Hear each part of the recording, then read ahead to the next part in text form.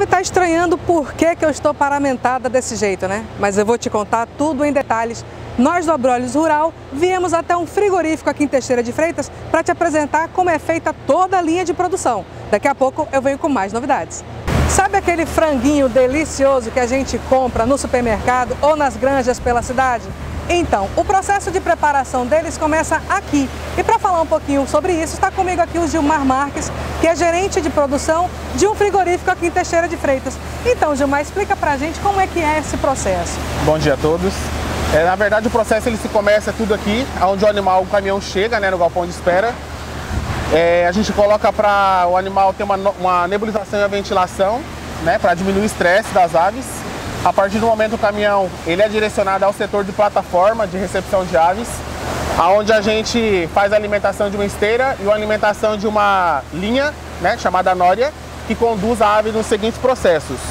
Vale ressaltar que após essa ave ela pendurada, ela passa por uma cuba de insensibilização, onde ela recebe um atordoamento, né, que é para que o animal não sofra a parte de sangria. Que é isso que vocês chamam de abate humanizado. Isso, então hoje a gente tem um abate humanitário implantado aqui na empresa.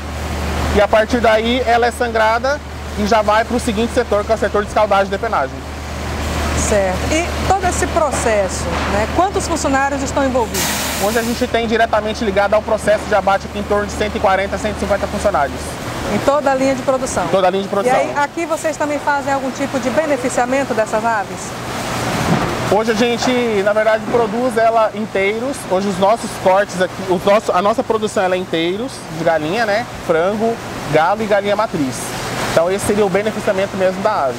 Falando em galinha matriz, né? Que tipo de galinhas vocês recebem aqui? É aquela que ainda é chamada de galinha poedeira, ela que ainda produz ovos ou não? Isso. Hoje a gente recebe a galinha poedeira, né, que é aquela que faz a produção de ovo normal. A gente tem o frango, a gente tem a galinha matriz, que são as galinhas responsáveis pelos ovos para fertilização, e o galo. Certo. Você tinha comentado com a gente que vocês costumam, chega um determinado período em que a galinha ela é tida no iniciozinho lá no campo como uma ave de descarte. Aí vocês pegam Sim. essa... Hoje a galinha ela tem um tempo de vida útil dela e de produção, né, lá na granja. E a partir do momento que ela já não tem uma produção adequada de ovos lá, então ela é considerada uma galinha de descarte, onde a gente pega e transforma na matéria-prima. Entendi. Então vamos dar continuidade a esse passeio aqui, ver mais um processo, né, mais uma etapa desse processo de produção, para que você possa receber, né, adquirir nos mercados da cidade aquele franguinho tão gostoso. Então a gente passou ali agora pelo setor de recepção, né, Gil? Correto. E onde é que a gente está agora? Agora a gente vai adentrar o setor de escaldagem e depenagem. Escaldagem e depenagem. Isso. O que é isso? Aqui é o setor onde a carcaça ela já vai sofrer um processo tecnológico, né, onde ela vai passar por um tanque de alta temperatura, uma temperatura aí de 60 a 65 graus, aonde vai facilitar a extração da pena. A partir daí ela vai sofrer o processo tecnológico de remoção das penas e até então a gente vai rependurar para uma outra linha, onde vai direcionar um outro setor e aí tem também a escaldagem e depilação dos pés. Muito bem, então vem com a gente para a gente ver como é que funciona.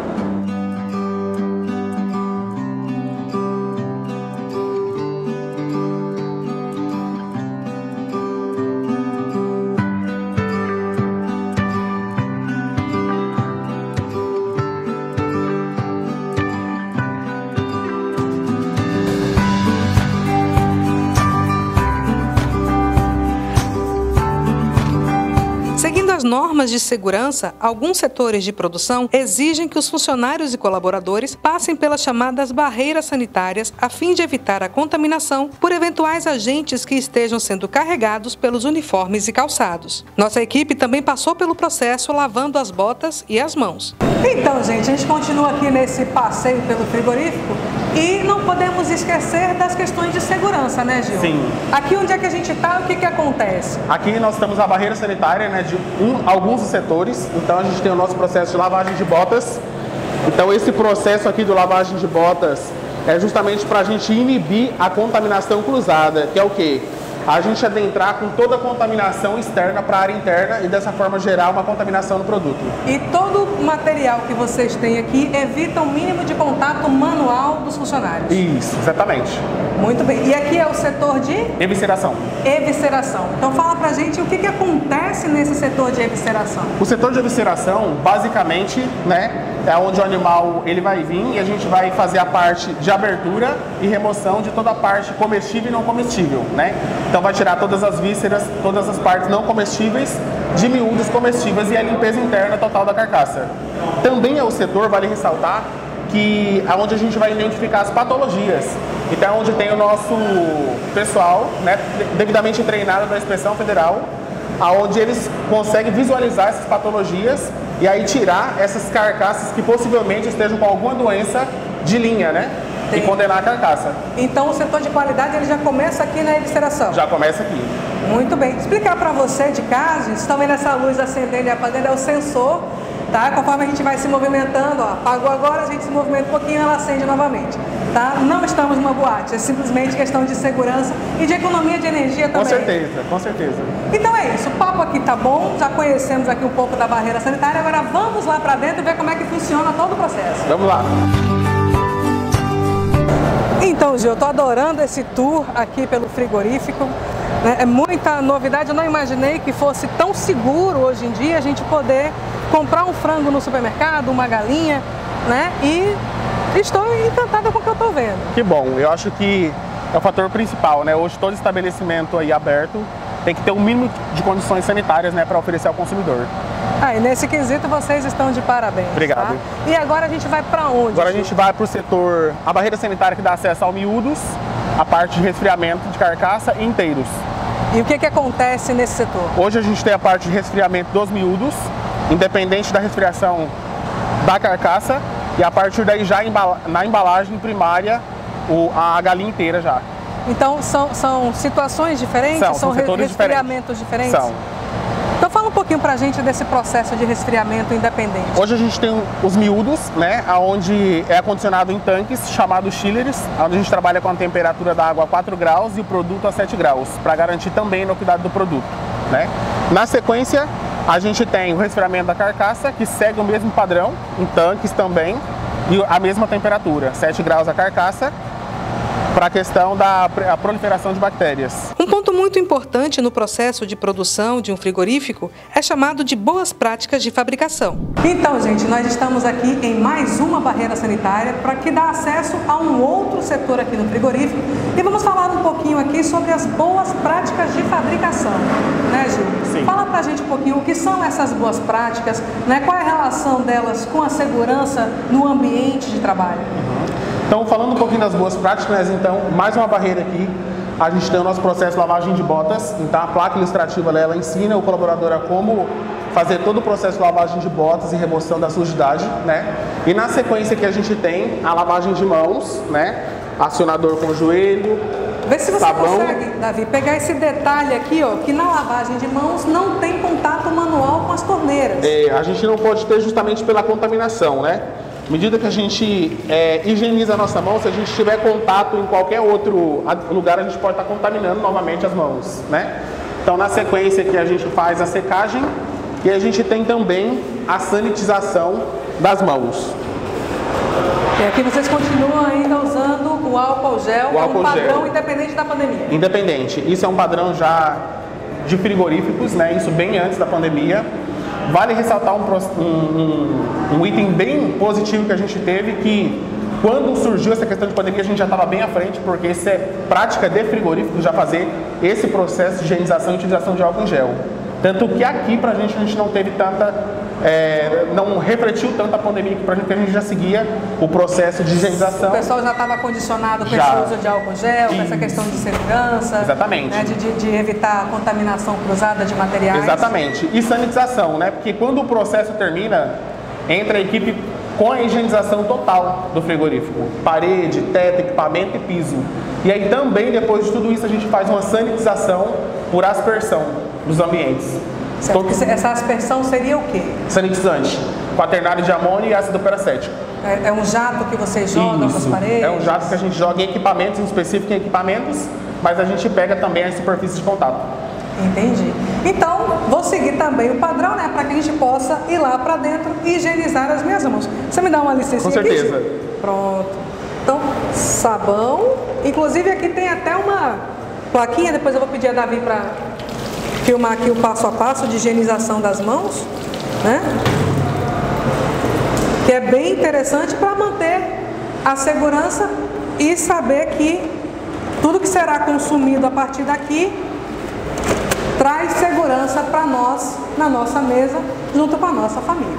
Mas o papo tá bom, né? Mãos devidamente higienizadas, um pouquinho de álcool aqui e vamos seguir, né, Gil? A alma de qualquer empresa está representada na figura do colaborador. Pensando nisso, o uso dos equipamentos de proteção individual, os EPIs, é feito dentro das instalações do frigorífico, com fiscalização diária pela equipe técnica, a fim de conferir se cada colaborador em seu setor está devidamente protegido. O uso dos EPIs está disposto na chamada Norma Regulamentadora número 6 do Ministério do Trabalho. Então, Gil, nós estamos aqui quase finalizando esse processo de produção, né? Sim. Fala um pouquinho pra gente sobre essa sistemática aqui. O que é que está acontecendo nessa sala? Bom, aqui na verdade é a sala de inteiros, né? Então aqui a carcaça ela tá vindo, a gente está fazendo a parte de acondicionamento dos miúdos, né? Comestíveis dentro da carcaça. E a gente faz acondicionamento na embalagem primária e a clipagem desse produto. Então a partir daqui ela já vai para o setor de embalagem secundária, onde a gente já vai acondicionar em caixas e fazer a pesagem. Então fala pra gente um pouquinho dessas esteiras que estão passando aqui, elas vêm lá do setor de miúdos, né? Na verdade assim, a carcaça aqui ela já passou pelo sistema de resfriamento da carcaça, então ela tá vindo por nória, né? E aí aqui... Nória são esses ganchos. É a linha que transporta a ave, a gente chama tradicionalmente de nória, né? Certo. Então aqui ela já está fazendo esse processo aí de adição, né, da embalagem primária. Então fala um pouquinho sobre essa produção, né? Coisa que a gente estava conversando aqui e achei bem interessante a sua colocação. Funcionário novo, colaborador novo que não tem tanta intimidade com essa linha de produção. De repente ele deixa passar uma carcaça, como você chama. Como é que é esse processo? Hoje na verdade assim, a gente já trabalha numa velocidade bem tranquila para o colaborador ele conseguir fazer o desenvolvimento da tarefa dele. Mas a gente sempre trabalha com o plano B, que é o quê, né? A gente coloca o funcionário em treinamento e logo depois disso a gente coloca um outro funcionário que já tem afinidade com o trabalho. Nessa linha aqui, Nessa linha daqui. De forma que a carcaça ela não volte, não gere um contrafluxo, né? Porque toda vez que um produto ele vem em linha e que ele retorna para a sua origem, ele gera um contrafluxo. Isso não é legal, isso não é perante a legislação, né, e a garantia de qualidade.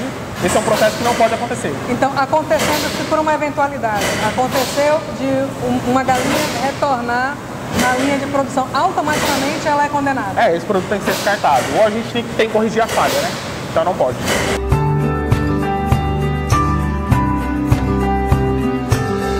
Então, Gil, a gente viu aqui ainda falando um pouquinho, né, dos EPIs, o Wesley ele se paramentou de uma forma diferenciada, né, nessa linha de produção. Fala pra gente um pouquinho desse EPI que ele está utilizando agora. Hoje aqui, né, a gente já está na parte fria, na parte de produtos congelados, né, de expedição de produtos, onde o produto ele já saiu do túnel, né, congelado a uma temperatura menos 12 graus e vem para uma câmara de armazenamento até a expedição final do produto.